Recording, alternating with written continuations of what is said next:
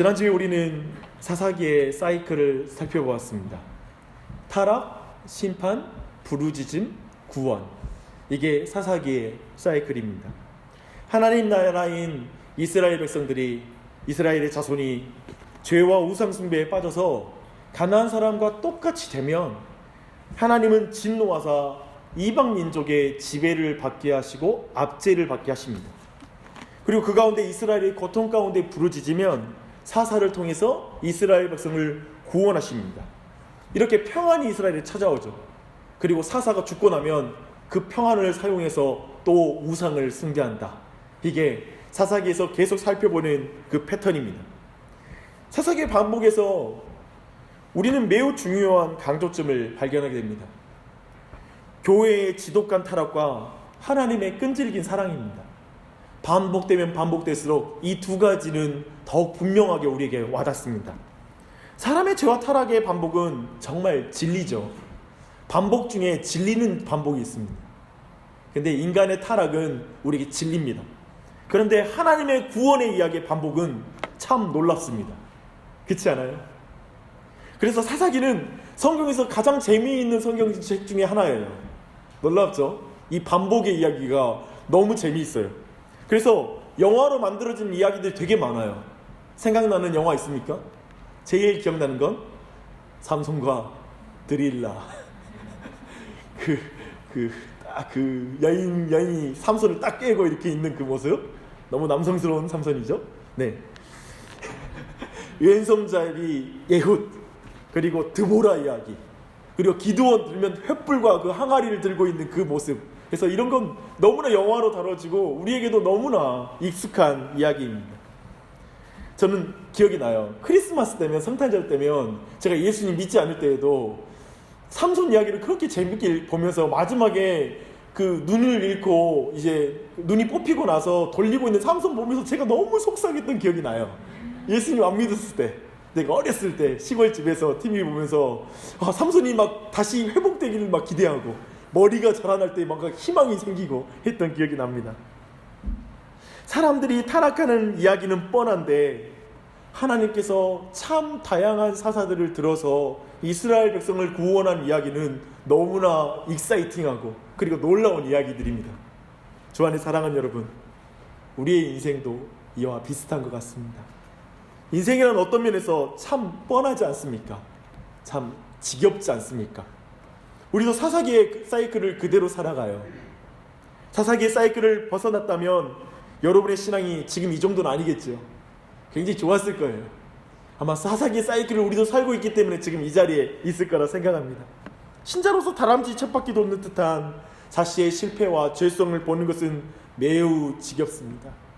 하지만 침체된 마음과 헝클어진 삶을 회복시키는 하나님의 은혜를 생각해 보십시오. 이 한 해도 얼마나 하나님의 은혜가 많았습니까? 환경을 통해서 하나님 회복시키셨고요. 때로는 이번에는 이 사람을 통해서, 이번에는 이 사건을 통해서 우리를 회복시키셨기 때문에 우리가 이 자리에 와 있지 않습니까? 그 은혜가 우리에게 있는 줄 믿습니다. 이 사건을 통해, 그래서 하나님의 구원하심을 주목하면 우리의 인생은 되게 아름다워요. 우리의 실패의 이야기를 주목하면 참 지겹지만 말입니다. 찰리 채플린이 그런 말 했잖아요.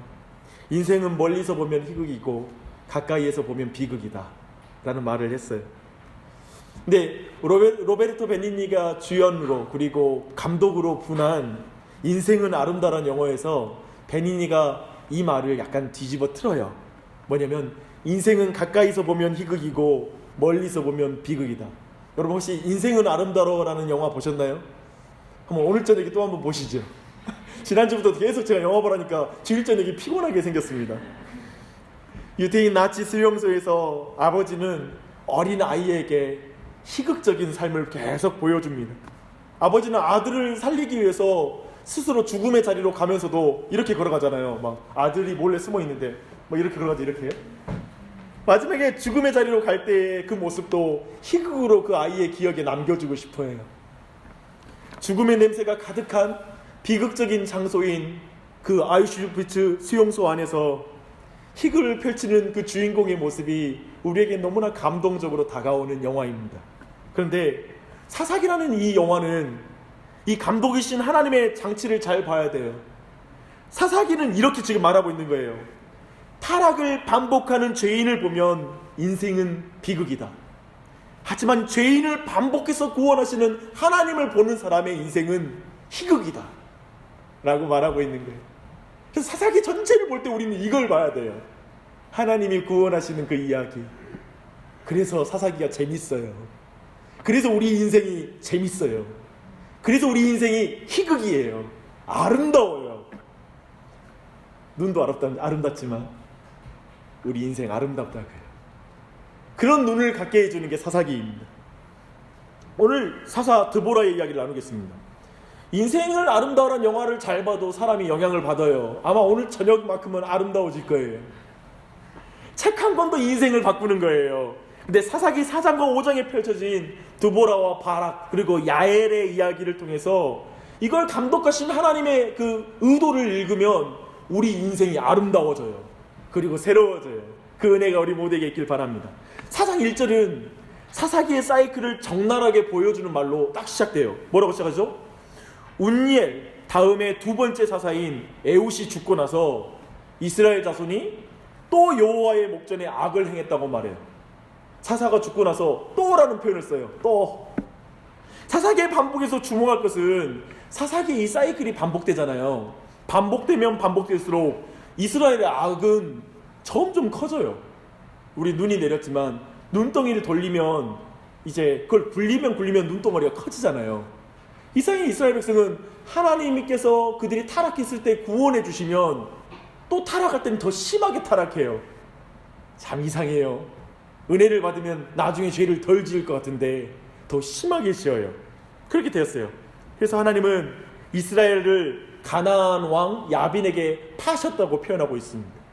하나님의 징계라는 걸 의도적으로 표현하는 거예요. 하나님이 이스라엘 백성을 가나안 왕 야빈에게 파셨다. 신부인 이스라엘이 가나안에게 푹 빠지자 가나안하고 살림을 차리라고 그냥 넘겨버리셨어요. 그래, 나의 신부로 살기 싫으니 그래, 네가 좋아하는 저 가나안 남편에게 그냥 가라. 그리고 그 남편의 손에다가 딱 손을 붙잡아 줬어요. 그렇게 표현하고 있는 거예요. 야빈 왕은 어디에 위치해 있냐면요, 이 하솔 지역에 있는 왕인데요, 갈릴리 호수 있잖아요. 갈릴리 호수 북쪽에 하솔이라는 지역이 있어요. 거기를 통치하는 자로서 특별히 군대 장관 시스라는 하로셋이라는 지역에서 진을 치고 상주하면서 이스라엘을 아주 괴롭혔던 그런 나라였습니다. 성경은 그들의 군사력을 굉장히 강조해요. 뭐라고 그러죠? 철병거가 700대가 있다고 그래요.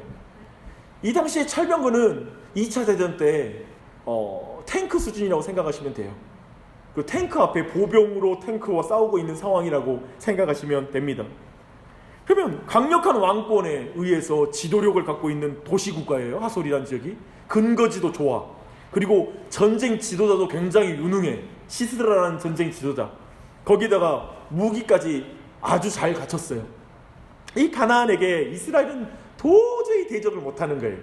그래서 20년 동안 그들에게 압제를 당했다고 성경은 말합니다. 5장 6절을 보니까 이스라엘 사람이 얼마나 핍박을 당했냐면 큰 길로 사람이 다닐 수가 없었대요. 그래서 오솔길로만 사람이 다니게 된 거예요. 그 사람들의 눈을 피해서. 그 정도로 이 사람들이 핍박을 당했던 것입니다. 그렇게 가나안의 압제를 당한 지 20년이 되어 이제 이스라엘이 부르짖기 시작합니다. 그때 드보라는 여선지자가 이스라엘에게 사사가 되었다라고 말하고 있습니다. 지금 보니까 사사를 세우셨다는 표현을 쓰지 않고요, 사사가 되었대요. 근데 이미 이 드보라는 여선지자로서 이미 활동하고 있는 거예요. 사사가 되기 전에 드보라는 북쪽 갈릴리에서 한참 떨어진 남쪽, 즉 에브라임 산지 라마와 베델 사이, 베델과 그 예루살렘이 그렇게 멀지 않거든요. 그러니까 지금 갈릴리하고는 꽤 거리가 먼 거예요. 그 아래쪽에 지금 드보라가 종려나무 아래에 거주하면서 이스라엘 자손에게 재판을 행하는 그런 선지자의 활동을 했다라고 성경은 말하고 있습니다. 사사가 되기 전에 이스라엘 전체에서 이미 선지자로 인정받고 있는 여자인 거예요. 놀랍죠? 나중에 자세히 살펴보겠지만 드보라는 다른 사사와 다른 게 두 가지가 있어요. 한 가지는 뭐냐면 유일한 여성 사사라는 거예요. 여자 사사예요. 그리고 두 번째는 뭐냐면 여선지자로서, 즉 하나님의 말씀에 따른 지혜로운 통치자라는 거예요. 사실 삼손 보면 알잖아요. 뇌는 빼놓고 힘만 좋은 것 같은 느낌. 막 나귀 턱뼈 떼가지고 막 치고 다니고, 막 뭐 여우 꼬리에다가 막 불 붙여가지고 다니고, 왠지 그런 느낌이에요. 그 야생미가 너무나 넘쳐나는 그 군사 지도자에 지나지 않는 그 남자들과 비교되는 그 지혜로운 가운데 말씀에 따라서 통치하는 그 인상을 가지고 있어요. 사실은 이 드보라가 모든 선지자 그 사사 중에 가장 뛰어난 사사로 성경은 부각시켜요. 굉장히 특별하죠. 성경은 드보라가 라마와 베델 사이에 드보라의 종려나무 아래에 앉았다고 말해요. 사실 이 종려나무는 역사의 변혁기마다 사람들이 하나님을 찬미하는 데 사용되는 그런 나무예요.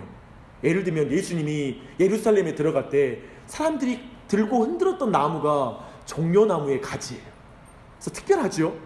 근데 이 종려나무는 뭐냐면 어떤 나무냐면 되게 그 이스라엘 땅이 척박하잖아요. 굉장히 조건이 나쁨에도 불구하고 촘촘하게 자라기에 생명과 번식을 상징하는 나무가 종려나무예요. 또 이 더하여 종려나무는 이 폭력과 그리고 이 억압, 부패가 일상이 되어버린 이 세상에서 올곧게 살아가는 사람들을 상징하는 나무이기도 해요. 그래서 드보라의 종려나무는 그 땅의 모든 사람들이, 남자들이, 모든 사람들이 가나안화 되어가지고 타락해진 그 땅에서 하나님의 말씀에 따라 모든 굽은 것을 올바르게 곧게 세우는 그러한 자리, 그런 어떤 판결의 자리, 그걸 충실하게 수행하는 것으로서 드보라의 위치를 잘 말해주고 있는 것입니다. 그런 여성이 이제 군사 지도자를 상징하는 사사까지 된 거예요. 정말 공이 정말 뇌를 탑재했을 뿐만 아니라 전체 군사 지도력까지도 이제 갖게 된 것입니다. 근데 드보라는 바락이라는 납달리 사람을 세워요. 바락이라는 이 이름의 뜻이 뭔지 아세요? 벼락이라는 뜻이에요. 바락이나 벼락이나 비슷해요. 근데 그 느낌에서 느끼듯이 훨씬 더 군사 지도자 같은 느낌이 들죠. 근데 납달리는 사실 하솔과 직접 부딪힌 지역이에요. 그러니까 갈릴리 호수의 위쪽이 바로 하솔이고요, 갈릴리 호수의 서쪽이 바로 이제 납달리가 다스리는 지역이에요. 납달리 지파의 땅이에요. 그러니까 지금 직접적으로 이 가나안 왕 야빈과 부딪히는 지역에 있는 그 지역 출신을 지금 군대 장관으로 삼은 거예요. 근데 드보라는 바락에게 이스라엘을 하솔 왕 야빈의 손에서, 특히 군대 장관 시스라의 손에서 구원하도록 너를 불렀다라고 분명하게 사명을 줍니다. 그리고 하나님의 명령을 구체적으로 바락에게 전달합니다. 납달리와 스불론 자손 10,000명 데리고 다볼산으로 올라가라. 우선 야빈의 혈병거가 산속에서는 못 뛰어다니잖아요. 평야지대에서 활동하잖아요. 그러면서 우선 산 위에서 집결해서 전투력을 준비하라는 거예요. 드보라는 바락에게 하나님의 대적들을 다볼산 아래에 흐르고 있는 그 기슭강에서 그들을 전멸시킬 거라고 하나님이 약속하십니다. 그런데 드보라의 이 명령을 전해들은 바락이 이런 말을 해요. 8절 봐보세요. 만일 당신이 나와 함께 가면 내가 가려니와 만일 당신이 나와 함께 가지 아니하면 나도 안 갈래요. 이 벼락 같은 인간이 정말 여자 사사에게 이렇게 말하는 거예요. 이 말은 무슨 말이에요? 어떤 사람은 바락이 여성임에도 불구하고 지금 드보라가 사사인 것을 인정하고 그 권위를 인정하고 함께 가달라고 이렇게 인정한다고 이렇게 좋게 해석하는 그런 해석을 합니다. 하지만 방금 전에 6절에서 드보라는 사사로서 사사로이 자기 생각으로 명령한 게 아니라 이스라엘의 하나님 여호와께서 이와 같이 명령하신다라고 지금 명령을 내렸잖아요. 방금 전에. 그렇게 말한 걸 감안했을 때 바락은 분명히 하나님의 말씀을 듣고도 지금 적극적으로 순종하지 않았다고 지금 평가할 수 있는 거예요. 이렇게 좀 정리하면 좋겠죠? 바락이 바락한다. 죄송해요. 이런 식으로. 네. 이렇게 정리하면 좋겠네. 바락의 이 말을 해석하는데 좀 당혹스러운 다른 성경의 본문이 있습니다. 히브리서 11장에 보면 믿음의 사람들의 명예의 전당이 있잖아요. 근데 거기에 32절에 보니까 이런 말씀이 있어요. 내가 무슨 말을 더하리요? 기드온, 바락, 삼손, 입다, 다윗 및 사무엘과 선지자들의 일을 말하려면 내가 시간이 부족하리로다. 바락이 분명 믿음의 사람이었다라고 어느 정도 평가하고 있는 거예요. 이렇게 보면 바락과 전쟁에 참여하는 바락이 전쟁에 참여하는 그 조건을 걷는 것을 해석하는 게 좀 쉽지는 않아요. 그렇죠? 믿음은 있는데 조건은 거는 거야. 이걸 어떻게 봐야 돼요? 단순하게 생각하면 믿음이 있으면 조건을 걸지 말아야지. 바락 말이야. 믿음이 있는 사람은 두려움도 없고 비겁하면 안 되지. 왜 그렇게 뒤로 꽁무니를 빼? 여자 사사한테 딱 앞으로 내밀고 말이야. 남자가. 이렇게 믿음이 있으면 그래야 되잖아요. 하지만 바락의 모습은 어쩌면 우리의 모습을 한번 연결시키면 잘 이해될 수 있습니다. 우리도 하나님이 주신 사명을 잘 알고 있죠. 하나님의 말씀을 분명히 우리도 들었어요. 우리도 하나님을 믿고 있잖아요. 그렇죠? 믿고 계시죠? 아멘. 또 하나님 따르겠다고 여러분 말도 했잖아요. 고백도 했잖아요. 하지만 달갑게 순종은 못하겠어요. 또 쿨하게 따르지를 못하겠어요. 쿨하게 따르기에는 현실적으로 두려운 것이 너무 많고 걱정되는 게 너무 많지 않습니까? 그래서 이런 조건을 걸고 이렇게 안 해주면 하나님 안 따를 거예요. 이런 기도도 해요. 따르고 싶은데 이 조건은 맞춰줘야 한다고 우리도 말할 때가 있습니다. 이런 사람을 어떤 사람은 믿음이 없다라고 평가를 해요. 그러나 저는 이렇게 쉽게 누군가를 평가할 수 없다고 생각합니다.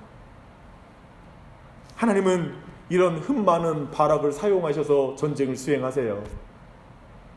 이게 함부로 다른 사람 믿음 평가할 게 아니에요.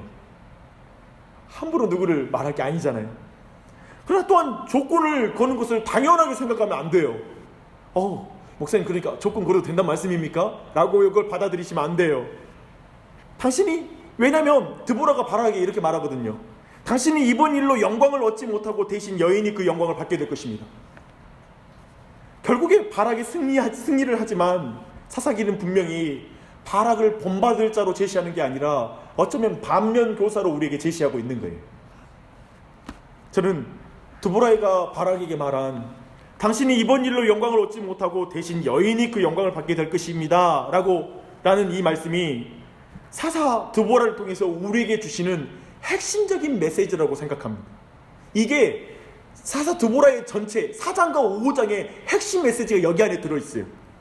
우리는 여기서 하나님의 음성을 들어야 됩니다. 이 말씀을 우리는 이렇게 바꿀 수 있습니다. 남자인 당신이 자신의 자리를 잡지 못하니 여성인 내가 대신할 것이고 여성이 그 영광을 얻을 것입니다. 이렇게 말하는 거예요. 지금 드보라의 말은 단순히 바라라는 한 개인을 책망하는 말이 아니라는 거예요.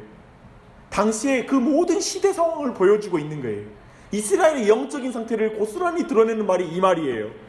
가볍게 보면 바락이라는 한 개인의 비겁함에 대한 질책처럼 보이지만 그 당시에 남성들이 얼마나 비겁했는지를 보여주고 있는 게 오늘 본문이에요. 이스라엘 백성 중에 용기 있고 용기 있던 남자를 불렀는데 그 남자가 꽁무니를 빼잖아요. 이제 알겠죠? 지금 이 말을 주고받는 드보라와 바락의 대화에서도 여성과 남성을 대조하면서 바락의 찌질함과 드보라의 권위를 지금 보여주고 비교해주고 있는 게 오늘 말씀인 것입니다. 또한 17절 이하로 이어지는 장면에서도 여성과 남성을 대조하는 장면이 또 이어집니다. 야엘의 이야기예요. 여러분 그 뒤에 이야기 해드릴게요. 바락은 시스라의 그 700병거와의 싸움에서 완전히 완승을 거두죠. 16절을 보니까 시스라의 온 군대가 전멸했다고 말해요. 한 사람도 빠짐없이 다 죽은 거예요. 이런 전쟁은 보기 힘들잖아요. 그리고 시스라 한 사람만 도망을 친 거예요. 비겁하죠? 상남자가. 근데 이때 어디로 도망을 치냐면 모세의 장인 호밥의 자손 중 겐 사람 헤벨의 장막으로 숨어 들어갔다라고 말하고 있습니다. 즉 이스라엘의 장막이 아니라 이스라엘과 함께 가나안에 들어간 이족의 집, 즉 이방 민족의 집에 들어간 거예요. 그리고 이 가정이 어떤 가정이냐면 하솔왕 야빈과 이 헤벨 가정 사이에는 화평이 있었다라고 말해요. 뭔가 서로 가운데 교분이 있었던 거예요. 그래서 시스라는 그 집에 들어간 거예요. 그런데 여기에 헤벨은 등장하지 않아요. 남자는 전혀 등장하지 않고 야엘이라는 여자만 등장해요. 그리고 이 이방 여인 야엘에 의해서 이스라엘 20년 동안 괴롭혔던 천하의 상남자 진정한 군대 장관 시스라가 이 여자한테 죽어요. 여기에서도 남자와 여자의 대비가 일어나고 있는 거예요. 특히 시스라와 야엘의 대화에서 그게 적나라하게 드러나는데요. 20절 보니까 상남자 이 시스라가 여자에게 이렇게 부탁해요. 장막문에 섰다가 만일 사람이 와서 내게 묻기를 여기 어떤 남자가 있느냐 하거든 너는 없다 하라. 우리말로는 사람이라고 적었는데 이게 남자예요. 남자, 남성형 사람. 그러니까 남자가 있느냐 물어보면 없다고 하라. 한 나라의 군대 장관이 한 여자에게 자기 생사를 여탈권을 맡기고 부탁하고 있는 거예요. 야엘은 라합처럼 이스라엘의 편에 서기로 결정해요. 그 여인은 소문을 듣고서도 이미 그 민족과 함께한 이족이었지만 이스라엘 민족과 함께 있으면서 하나님에 대한 믿음을 가지고 그리고 그 야엘은 위험한 결단을 하죠. 그리고 그 시스라를 참 무서워요. 여자가 무서워요. 아무튼 망치로 아무튼 이런 말뚝으로 그냥 여기 관자놀이를 노려가지고 그냥 뚫어버렸다고. 성경에 보니까 땅에 박혀버렸다고. 무섭습니다. 여자는 무섭다. 항상 잠들 때 조심해야 돼. 그래서 결국에 비교와 봐보십시오. 지금 바락은 하나님의 말씀을 듣고도 순종하는 것을 주저했어요. 근데 이 여인은, 야엘이라는 여인은 믿음 가운데 그걸 비교하고 있어요. 그래서 그 여인이 바락 대신에 영광을 취하게 됩니다. 이것이 당시의 시대상이었습니다. 지금 사사기는 이야기 속에서 지금 대조를 통해서 근본적으로 왜 여성 사사가 드보라가 이 땅에 등장하게 됐는지를 근본적으로 다루고 있는 거예요.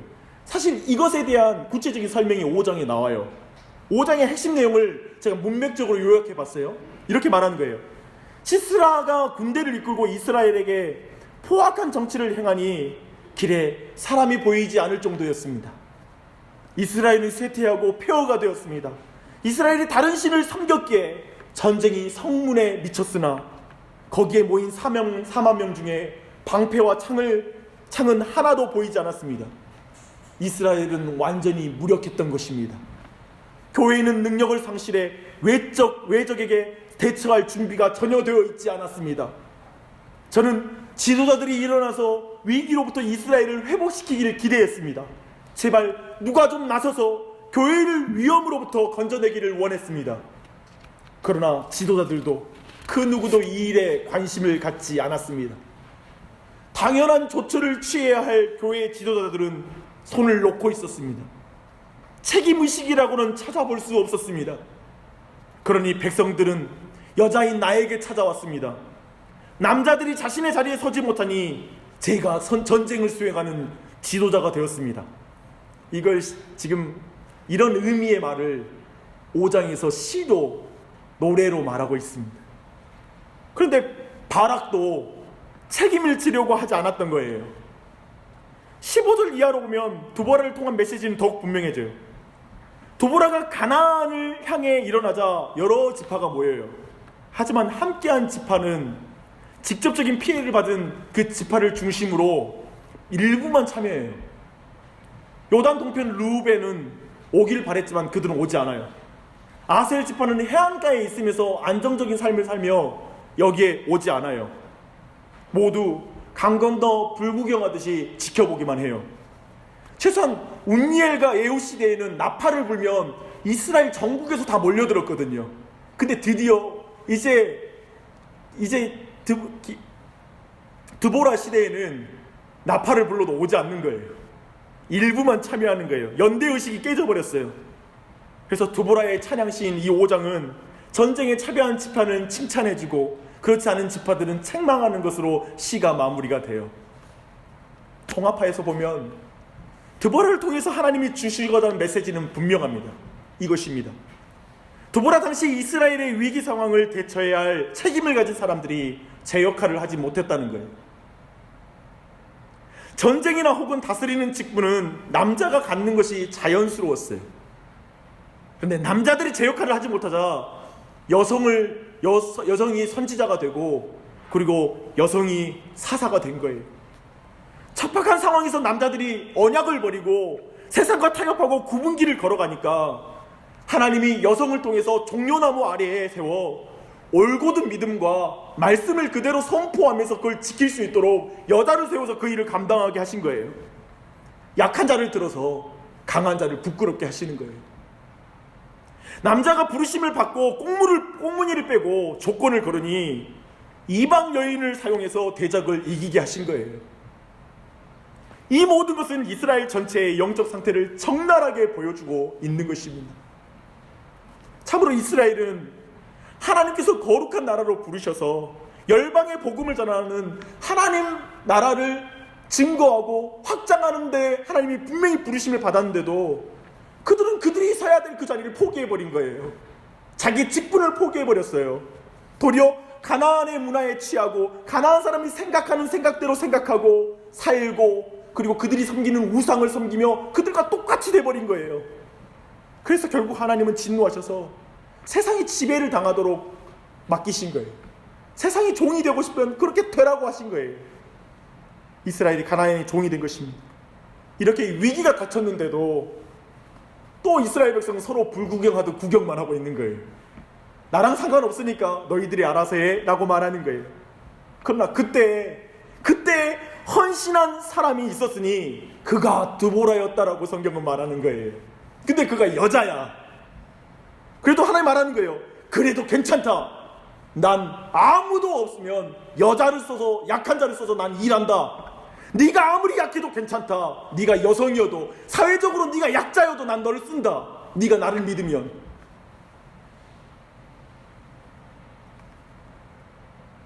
이것이 드보라에게 주시는 하나님의 말씀입니다. 드보라를 통해 우리 모두에게 주시는 하나님의 말씀입니다. 주 안에 사랑하는 여러분, 이 말씀 앞에 함께 서십시오. 특별히 남성들에게 이 말씀이 깊이 다가오리라 생각합니다. 남편의 위치, 아버지의 위치를 지키십시오. 저희 아내가 있어서 자신감이 떨어집니다. 여기서 오늘 말씀을, 여보, 내가 못하면 하나님이 당신을 쓰실 거야, 이렇게 적용하지 말라고요. 꼭 이렇게 적용해요. 여보, 나는 잘 못하니까 자기가 해줘, 그러지 말라고요. 사사기는 남성들에게 지금 엄중한 경고를 하고 있는 거예요. 꽁무니를 빼지 마라, 조건 걸지 마라, 하나님의 말씀에 믿음으로 반응하라, 남편의 위치를 사수하라, 아버지의 위치를 사수하라. 남자의 사명은 크게 4가지입니다. 육체의 보호와 공급, 영적인 보호와 공급입니다. 뭘 잘 못하고 계십니까? 돈 벌어서 아이들 키우는 것까지는 좀 하겠는데 영적으로는 전혀 보호하지 못하고 있고 공급하고 못하고 있는 건 아닙니까? 어쩌면 여러 가지로 우리를 돌아봐야 할 것입니다. 특별히 배우자가 신앙이 없는 여성들을 이 시간 격려하고 싶습니다. 남편의 빈자리로 인해 절망하지 마십시오. 하나님은 당신을 쓰십니다. 영원히 당신을 쓴다는 말이 아닙니다. 남편이 못하는 그 자리를 하나님이 지금 쓰셔서 충분히 그 사이를 신실하게 일하고 나가십니다. 그리고 남편을 당신을 통해서 회복시키시고 그가 자신의 위치에 설 수 있도록 분명히 하나님이 일하실 줄 믿습니다. 믿음으로 나아가십시오. 그러니 인내하며 여러분의 자리에, 여자로서의 그 자리를 서주시기를 부탁드립니다. 주 안에 사랑하는 여러분, 이 말씀을 교회에 적용해 볼까요? 2018년 우리 교회에 위기가 닥칠 수 있습니다. 아니요, 지금도 너무나 많은 문제를 가지고 있을 것입니다. 빈 구멍이 너무나 많이 보일 것입니다. 헌신하지 못하는 부분도 많이 보일 것입니다. 사랑 없음이 보이고 약함 또한도 교회 안에 보일 수 있습니다. 마땅히 그 자리에 서야 할 책임 있는 그 사람이, 그 자리에 있어야 될 그 사람이 책임지지 않는 모습도 여러분 안에 보일 것이고 부족한 부분도 보일 것입니다. 누가 해야 되는데, 누가 움직여야 되는데 라고 말할 수 있습니다. 하지만 그게 아닙니다.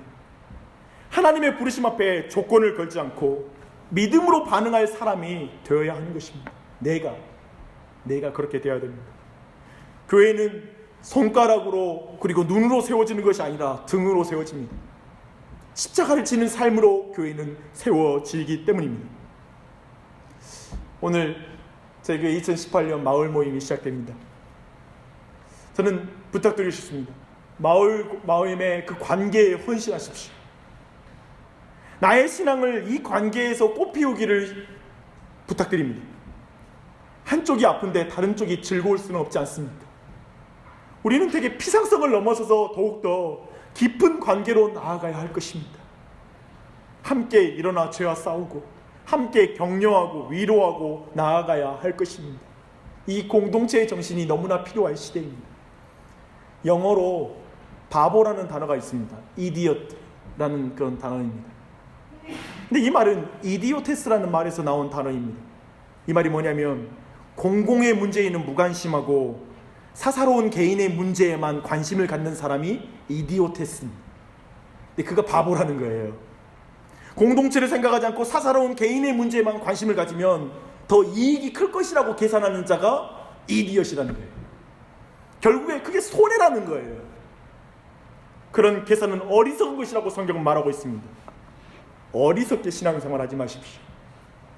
공동체의 관계 안에 전체를 세우십시오. 공공성과 공동체성을 생각하며 함께 그 안에서 자라가십시오. 그게 지혜로운 신앙입니다. 그게 하나님이 기뻐하시는 신앙입니다.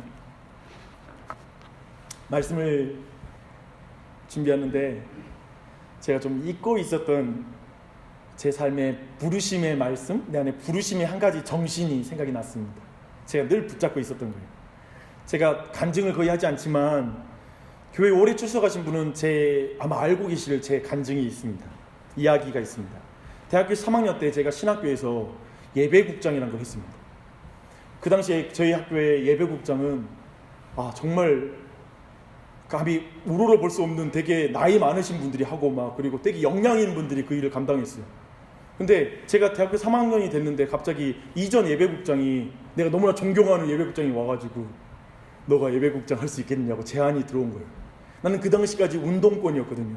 항상 축구와 농구만 했던, 다른 것은 하지 않았다. 그런데 저한테 그 제안이 오니까 너무 당혹스러웠죠. 저는 그런 이미지가 아니거든요. 근데 그 말을 듣는데 찬찬히 이야기를 들어보니까 이미 많은 사람을 거쳐왔습니다.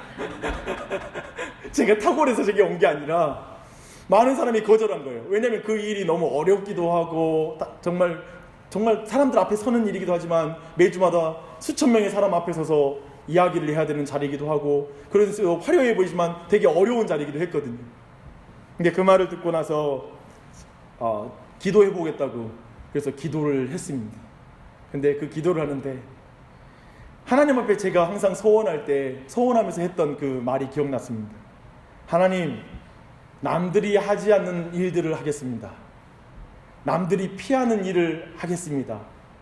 라고 했던 그 제안에서 사도 바울이 남들이 세워놓은 그 터 위에 내가 교회를 세우는 게 아니라 그렇지 않은 지역으로 가겠다라고 스스로 사역의 원칙을 세웠던 것처럼 저는 그 원칙에 따라서 그 마음을 품었었거든요. 대학생 때. 근데 그 말이 확 생각이 나는 거예요. 무슨 생각이 들냐면 내가 잘나서가 아니라 남들이 안 하면 그래 그럼 내가 해야지. 아무것도 없는데 실력도 없고 너무 부족한데 그냥 그렇게 그 일을 감당했던 기억이 납니다. 그리고 그 한 해가 내 인생을 뒤집어 놨습니다. 그리고 바꿨고 어쩌면 지금 이 자리에 내가 서 있도록 만들었던 사건들이 그 한 해에 제 삶에 일어났습니다. 그 경험을 통해 그리고 오늘 말씀과 묶어서 저는 나누고 싶습니다. 제가 아는 것은 이것입니다. 하나님은 약한 자를 들어서 강한 자를 부끄럽게 하신다. 스스로 강한 자가 아니라 하나님을 의지하는 약한 자를 하나님은 사용하신다. 복음이 필요 없는 강자가 아니라 복음 아니면 죽을 것 같은 자를 하나님은 사용하신다. 스스로 금강석이라고 말하는 자가 아니라 스스로 질그시라고 말하는 자에게 하나님은 보배를 넣어두신다. 저는 이걸 믿습니다. 여성 둘과 시스라의 900병거가 뭐가 어울립니까? 상대가 됩니까? 근데 이겼대요. 십자가와 승리가 무슨 상관이 있습니까? 근데 십자가로 승리하셨대요. 나와 왕 같은 제사장이 무슨 연결이 됩니까? 이 연약한 인생을 하나님이 들어 쓰시겠답니다. 그러니 내 인생을 드리지. 그렇게 나아가는 우리가 됐으면 좋겠습니다. 여성 드보라, 항상 그 말씀을 생각할 때 내가 그 빈틈 채워야지, 내가 그 자리 막아서야지, 그런 마음 가지십시오. 그게 복된 마음입니다. 할렐루야. 아멘. 기도하시겠습니다. 약한 자를 통하여 강한 자를 부끄럽게 하시는 하나님을 찬양합니다. 예수 그리스도가 가장 약하신 모습으로 이 땅에 오셔서, 어린아이의 모습으로 이 땅에 오셔서 결국 어린아이의 벌거벗음과 같이 벌거벗어 십자가에 달려 그리고 모든 죄의 권세와 죽음에 승리하신 주님의 이름을 찬양합니다. 가장 낮은 곳에 내려와 이제 부활하심으로 가장 높은 곳에 오르신 주님을 찬양합니다. 우리 또한 그리스도와 함께 죽었고 그리스도와 함께 산 자인 줄 믿습니다. 그러니 우리 또한 주님이 가신 길을 가게 해주시고, 남들이 좋아하지 않을지라도 의로운 길 걷게 해주시고, 사랑의 길 걷게 해주시고, 섬김의 길 걷게 해주시고, 희생의 길을 걷게 해주시고, 다른 사람들은 이 세상 다 이기적이고 욕심이 많아 그저 눈앞에 보이는 것 자기만 생각하는 이디어트의 삶을 살아가지만, 주님 우리에게, 주님 이 땅의 공동체와 교회와 그리고 주변의 이웃들을 위해 살아가는 인생 될 수 있도록 우리를 사용해 주시옵소서. 우리 교회가 작고 연약하지만 그런 연약함 가운데 그 빈틈을 서로 채우며 서로 의지하며 함께 주님의 나라를 세우는 교회가 되게 해주시고, 마을 모임이, 오늘 새롭게 시작하는 마을 모임이 그렇게 건강하게 서로의 삶을 세우며 한 걸음 한 걸음 자라가고 성장하고 믿음 가운데 믿음의 걸음을 걸을 수 있도록 은혜 베풀어 주시옵소서. 감사합니다. 하나님, 오늘도 말씀 통해서 은혜 주시니 감사하고 깨달음 주니 감사합니다. 말씀에 순종하게 하여 주시옵소서. 성령으로 함께하사 주의 뜻을 이룰 수 있도록 역사해 주시옵소서. 예수님의 이름으로 기도합니다. 아멘.